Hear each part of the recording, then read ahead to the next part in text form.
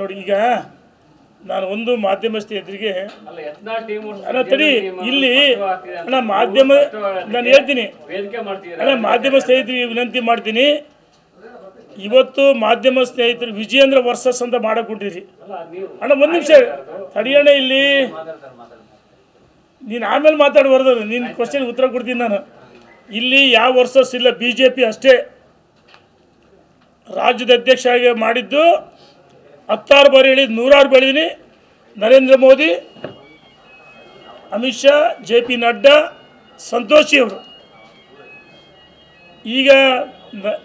ನರೇಂದ್ರ ಮೋದಿಯವರ ಅಪಾಯಿಂಟ್ಮೆಂಟ್ ಮಾಡಿ 1 ವರ್ಷ ಆಯಿತು 1 ವರ್ಷದಲ್ಲಿ 17 ಲೋಕಸಭೆ ಗೆದ್ದಿದ್ದೀವಿ 17 ಲೋಕಸಭೆ ಗೆದ್ದಿಲ್ವಾ ಸಂಘಟನೆ ಮಾಡಿಲ್ವಾ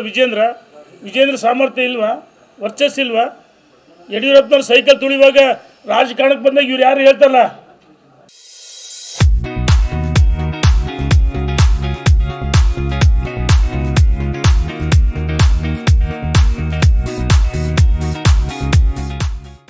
ಇವ್ರು ರಾಜಕಾರಣಕ್ಕೆ ಬಂದಾಗ ಯಡಿಯೂರಪ್ಪನ ರಾಜಕಾರಣಕ್ಕೆ ಬಂದಾಗ ಇವ್ರು ಯಾರು ಕಣ್ಣೇ ಬಿಟ್ಟಿಲ್ಲ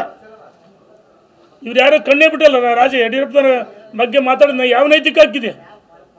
ಯಾವುದೇ ನೈತಿಕ ಹಾಕಿಲ್ಲ ಕೇಳ್ತೀನಿ ಸವಾಲಕ್ಕೆ ಬರೀ ನನ್ನ ತಾಕತ್ತಿದ್ರೆ ಇದು ಮಾಧ್ಯಮದಲ್ಲಿ ಮಾತಾಡಬಾರ್ದು ಕಾರ್ಯಕರ್ತರು ಮುಖಂಡರು ಕ್ಷಮೆ ಕೇಳ್ತೀನಿ ಯಾಕಂದರೆ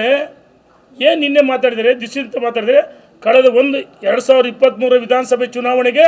ಅಧಿವೇಶನದ ಹೊರಗೆ ಮಾತಾಡಿದ್ದು 23 ಸೋಲಿಗೆ ಇವ್ರು ಯಾರ್ದಾರ 4 ಜನ ಟೀಮ್ ಮಾಡ್ಕೊಂಡಾರಲ್ಲ ಇವರೇ ಕಾರಣ ಅಂತ ಹೇಳ್ತೀನಿ ಗಂಟಾಘೋಷ ಹೇಳ್ತೀನಿ ನಾನು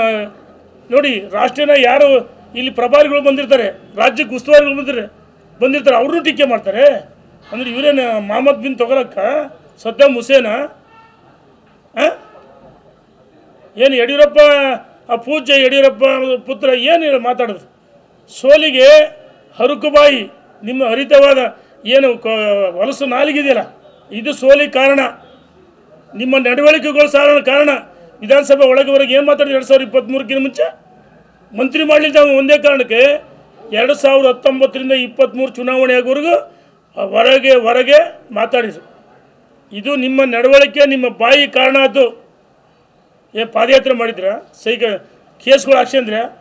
ಸುಮ್ಮನೆ ಆಯಿತು ನಾನು ಕೇಳ್ತೀನಿ ಯಡಿಯೂರಪ್ಪ ಮತ್ತು ಪೂಜ್ಯ ತಂದೆಯವರು ಮಗ ಅಂತ ಹೇಳ್ತಿರಲ್ಲ ಸಿಗ್ಗಾಂವ್ನಲ್ಲಿ ಕ್ಯಾಂಪ್ ಮಾಡಿದ್ರಲ್ಲ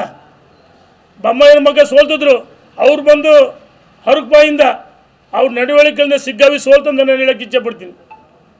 ಸೋಲಿಗೆ ಅವರೇ ಕಾರಣ ಯಾರು ಮಾತಾಡ್ತಾರಲ್ಲ